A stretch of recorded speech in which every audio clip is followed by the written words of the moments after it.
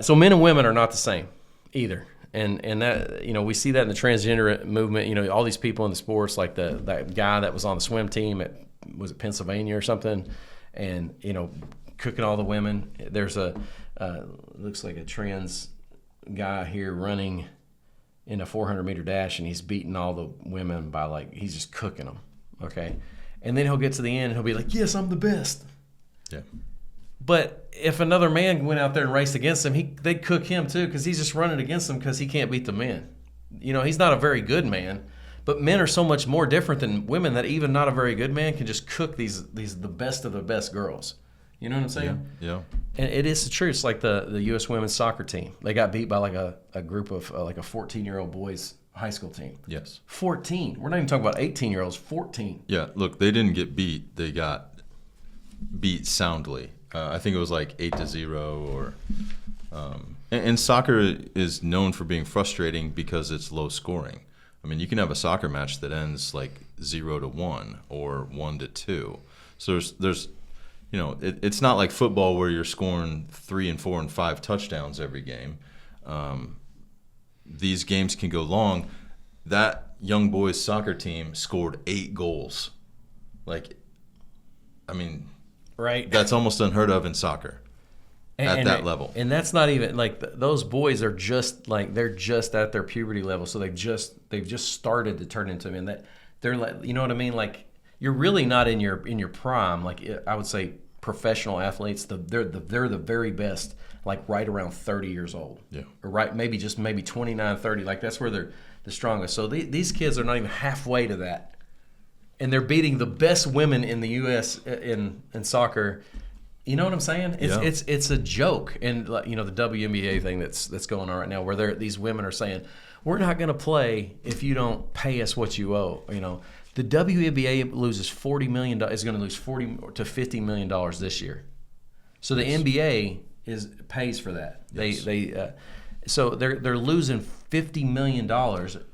And they're demanding to get paid. Have you watched the WNBA? It is a joke. No. Guys, I played basketball my whole life. When I watch them, even the best players that they have, like this Angel Reese or whatever, she's shooting layups, 4, 5, 6 layups, and can't make it. And it looks like a middle school boy that doesn't know how to play basketball is just shooting it up there. Yeah. Why does anybody watch that? Well, here's the thing: they don't. That's why they're losing $50 million a year. Okay, it's just women and men are not the same. And so just to pretend that that's the case, like I said before, even pretending that men are the same is absurd. And so this is the same too. Just if you had Angel Reese, or even what's this other girl that they say is good, Caitlin Clark, the one on the Indiana team. Yeah. Yep. If she was to play in an NBA game, she would score no points unless they just let her. You know what I mean? There's zero chance that she would score anything. Unless she was snowbirding every time or something, just got lucky and they threw it to her but she would get blocked every time. She's not fast enough. None of them are, and it's just because men and women are different. They just are, and so this egalitarian doctrine is kind of driving this sort of absurdity for them to think that they should get paid as much as the men do. Even though they're losing money, and the men's league is actually paying for they make so much money. Yes. They bring in so much money that they can even subsidize this, that nobody's watching this other thing. Yeah. Yeah. For me, this is not a referendum on women's sports, but it is a commentary on the idea that we should treat them equally, or that they're the same thing. They're not. And so to your point, they come out here this last week with T-shirts on "Pay us what you owe us." Well, I don't know that I owe you anything. I don't know that anybody owes you anything. In fact, you're in the hole $40 million this year. You probably owe the NBA, right? It's not equal. Right. Well, I can get into the thing about women's sports, but it's just like kids sports. Kids sports, should kids play sports? It's fun for them.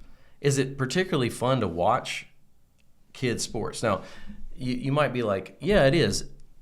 But say your kid's not playing. Is it fun to watch it now? I would say no. Okay, and I coach.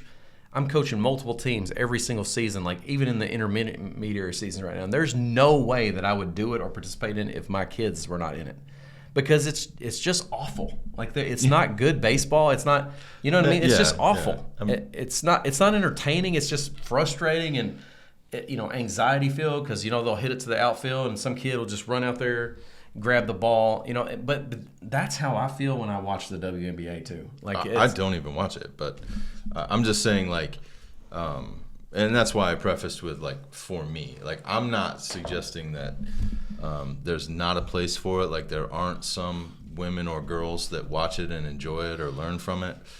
I don't, but the idea that we should treat it equally, so it gets equal airtime, it gets equal monetary allotments or allocations, is just not, in my estimation, is not correct.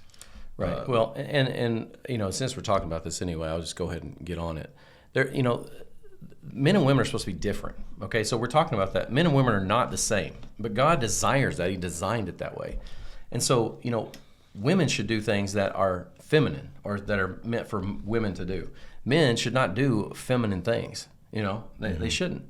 Like, men shouldn't be dressing up in like a housewife's, outfit and like pretending to be a housewife or something. Like, that's absurd. That's the transgenderism sort of thing. But that's kind of how I feel about some of these women's sports, because they're participating in these masculine activities and roughhousing around and stuff, and like men, but they're not men. And it's, when I look at it, and like kind of how I had that idea about the kids they're playing bad baseball because they don't know how to do it very good. I mean, that's one. Even the boys don't play very good. And I would say that, those 14-year-old boys that beat that, if they were to play the men, like these men's championship teams, they get creamed. Yeah. You know what I mean? For sure. Because they're not playing good. Right. But how much worse is the women's team playing? You know what I'm saying? Correct. Yeah. Yeah. So, it's sports are great. I think sports are great. And one of the reasons to watch sports, especially professional sports, is to see like excellence and, discipline brought to fruit, and seeing like something good and beautiful, I guess. How does that go with the WNBA? There's nothing beautiful about it. There's nothing good about it. And I think it's because it's a manifestation, just kind of like Title 9 or Title 19 or something like that. 9, yeah, Title 9. Where all those colleges have to have exactly the same number of women's sports as they do men's sports. That's egalitarianism. Yeah. You know what I mean? Yeah. Yes. Because the men's sports, I mean, everybody knows it's true. The men's sports subsidize the women's sports, but then it prevents the men's sports from being as excellent as they could be, because they have to take a bunch of their money and pay for all these other that nobody wants to watch. Yeah. Why is that? It's just because of this. It's enforcing this dogma of egalitarianism, which is part of this zeitgeist religion that we're talking about here. So, but these things are uncomfortable. I know these things are uncomfortable. But our society is royally messed up, guys. It's royally messed up. And these are the reasons why this egalitarianism, it's not just about men and women. It's not just about this idea that, we're just abstractly thinking, oh yeah, you're right, we're not the same. It has practically like infected our whole society, and policy is based around it. Money is spent based on it, Yeah. And so it's like rooting it out is going to be something that's important, but it's going to be something that hurts, I think. And so I think that, as they're talking about men and women not being the same in the context of sports and other things, I think this is a core sort of tenet of the feminist movement in the 1800s, starting in 1830, where they want to eliminate the idea that there's roles, like that men and women have different roles. And so if they can eliminate that men and women have different roles, that means that men and women can do the same things. Okay, essentially that we are the same, And so that's what these feminists want. and I don't know, exactly what their the impetus was for this, but they do, and they said, so there's this woman, this feminist named Kate Millett, who she was a prominent feminist author from the 1970s. She was also very homosexual everything, and pedophilia. She argued for pedophilia in the 1970s as a sexual orientation. Okay, she said the concept of two sexes is a human invention designed to keep one group in power and the other out. The concept of two sexes is a human invention. This is patently absurd, right? It's patently absurd. It's like scientifically absurd. It's, you go down and every single cell in your body and mine is XY chromosomes. Every single one. Yeah. Every single one. And every single cell in a female's body is going to be XX. Every single one. Yeah. Okay, so it's just down to the individual millions and billions of cells that we have in our body. God just like stamped it all over you. That's what you are. Okay? Now, she's saying that that's a human invention that we're saying that. Not to mention the fact that there's other physiological differences, different genitalia, different internal organs, different bone structures, different muscle mass, different sort of. There's so many things that separate. It's not just one or two. It's many, many things. And so, I think that kind of establishing the normalcy of absurdity is key to Satan's sort of plan because nature, God has placed the boundaries around men so good into nature that, it's going to shock us back and it's going to like scream that that's not right, unless you can make everybody mentally ill and accept like this sort of, Alice in Wonderland sort of existence where everything's absurd. Yeah.